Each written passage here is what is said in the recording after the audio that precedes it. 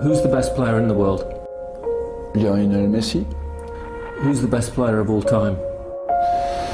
Lionel Messi. Assistència de Xavi, més capadeta per Messi, Messi, immens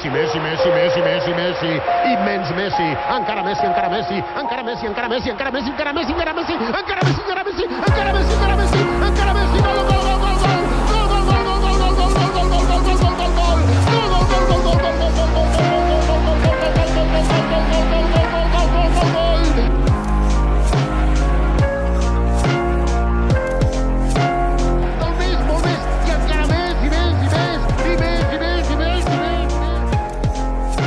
L'histoire de Lionel Messi.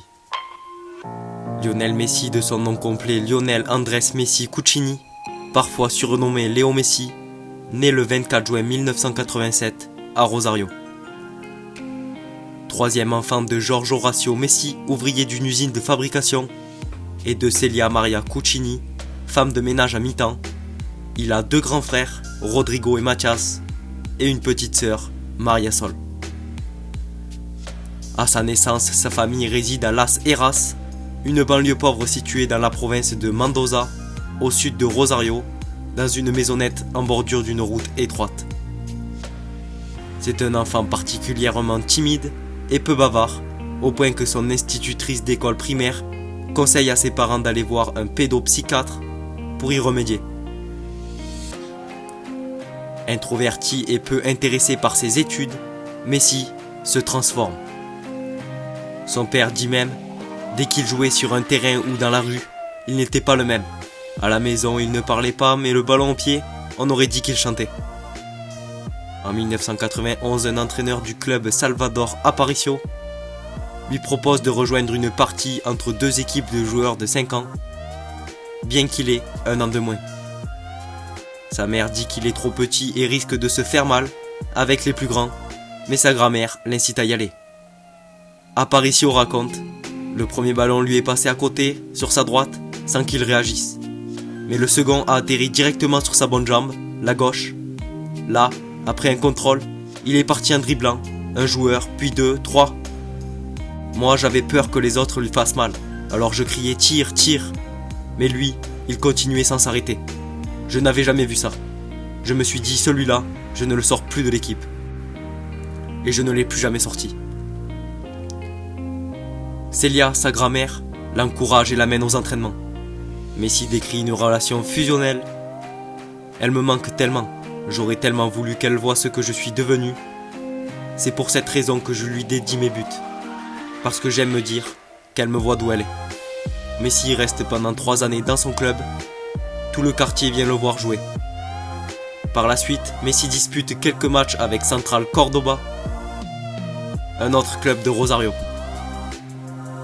Un grand club de la ville, le Newell's Old Boys, se manifeste et attire le jeune Messi en 1994. À la mi-temps des matchs de l'équipe première, lorsqu'il est ramasseur de balles, Messi se fait remarquer en réalisant des séries de jongles interminables sans que la balle ne touche terre. Le public scande Morado, Morado en référence à Diego Maradona, l'idole mondiale. Il y est également surnommé El Enano du fait de sa petite taille. À 9 ans, Lionel ne mesure que 1m11. À 11 ans, sa taille est celle d'un enfant de 9 ans. Sur le terrain pourtant, il poursuit sa progression. Il est même considéré comme le meilleur joueur de la Máquina 87, la sélection de jeunes des Newell's Old Boys, qui remporte 4 championnats en 6 ans. Mais Lionel souffre d'un déficit partiel d'hormones de croissance.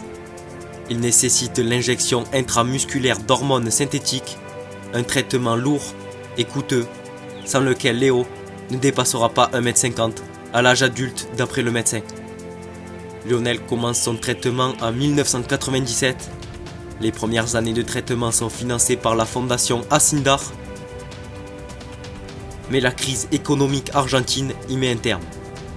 Le traitement, qui consiste à injecter 75 microgrammes de lévothyroxine pendant 30 mois encore, coûte $1000 par mois, une somme très importante pour la famille du joueur. De nombreux clubs en Argentine, dont River Plate, sont intéressés par le joueur, mais sont réticents à prendre en charge financièrement le traitement. La famille décide cependant de poursuivre ce dernier. Josep Maria Minguella, son contact en Espagne, est séduit par une vidéo le montrant dans son jardin, jonglant avec une orange qu'il fait rebondir plus de 100 fois sur son genou. Exploit qui rappelle ceux de Maradona en son temps.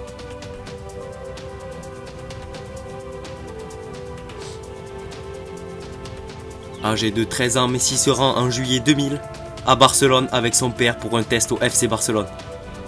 Si le talent du joueur convainc, la signature du premier contrat à Barcelone prend beaucoup de temps car le club est plongé dans une crise interne et des dirigeants s'opposent à faire signer un enfant de 13 ans.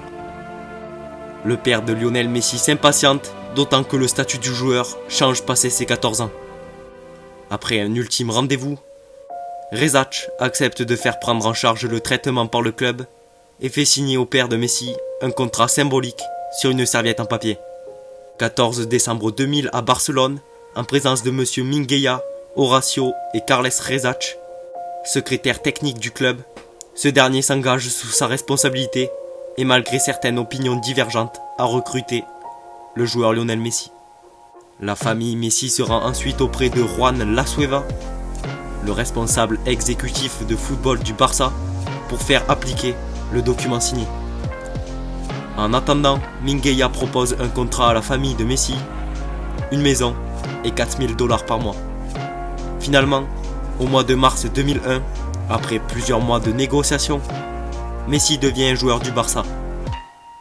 Les frais médicaux et la formation du joueur sont pris en charge par le club Blaugrana, ainsi que l'installation de la famille en Catalogne. Le père, Georges, obtient un emploi fictif pour que le club puisse verser de l'argent à la famille. La Masia, le centre de formation du club barcelonais, accueille le jeune Messi. Entre 2001 et 2004, Messi a un contrat de jeune joueur régulièrement prolongé. Ensuite, il évolue dans les catégories jeunes du club.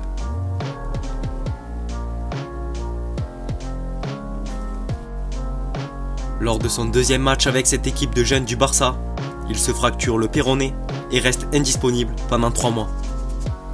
Puis c'est un litige avec son ancien club les Newell's Old Boys qui l'éloigne des terrains de février à juin. Pendant 6 mois, Messi ne peut donc pas participer à des matchs officiels sous le maillot Blaugrana.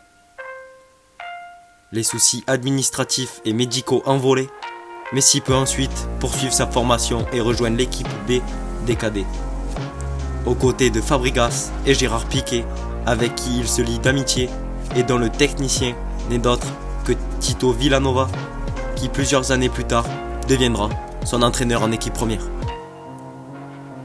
Un rapport interne indique qu'il est le joueur le moins investi dans les séances d'entraînement. Il fait correctement ce qui lui est demandé, mais toujours à l'ombre de ses partenaires et sans montrer la moindre initiative personnelle. Mais il brille en match, au point d'apparaître la saison suivante dans 5 catégories différentes. Il commence par un match avec l'équipe B cadet, puis rejoint l'équipe A des cadets, pour laquelle il inscrit 21 buts en 14 apparitions. Le 16 novembre 2003, il est invité à 16 ans et 145 jours à participer au match amical de l'équipe première face au FC Porto pour l'inauguration du stade du Dragon. Messi fait ses débuts face à des seniors avec la 3e équipe du FC Barcelone, en 4e division du championnat d'Espagne, le 29 novembre 2003 contre le CE Europa. Le 4 janvier 2004, sur le terrain de Gramenet, Messi inscrit son premier coup du chapeau et reçoit une ovation appuyée de la part des supporters adverses. Le 6 mars 2004, Messi est surclassé dans l'équipe réserve du FC Barcelone. En Segunda Division B, il inscrit 10 buts en 5 matchs lors de la fin de saison. Cette première partie de l'histoire de Lionel Messi est terminée et je vous dis à très bientôt pour la deuxième partie. Donc n'oubliez pas de vous abonner et surtout d'activer la cloche pour ne pas rater la deuxième partie de cette histoire. Et sur ce, je vous dis à la prochaine, c'était News Football. Restez connectés.